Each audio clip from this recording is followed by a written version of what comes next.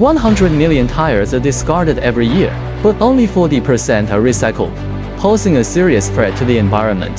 Tires accumulate in large quantities in landfills, making management difficult, and tires are flammable, posing safety risks. Traditional recycling methods, such as shredding and grinding, do not really solve the problem, have low combustion efficiency, and serious environmental pollution. To this end, Western Grip has launched innovative pyrolysis technology to efficiently convert waste tires into pyrolysis oil, carbon black, steel wire, and syngas to achieve full utilization of resources. This technology includes tire pretreatment, pyrolysis, oil and gas separation, carbon black collection, and other steps, and the final exhaust emissions comply with EU standards. Carbon black and steel wire can be reused in tire manufacturing. Pyrolysis oil can be used as fuel, and syngas provides heat energy for the pyrolysis process, reducing fossil fuel consumption.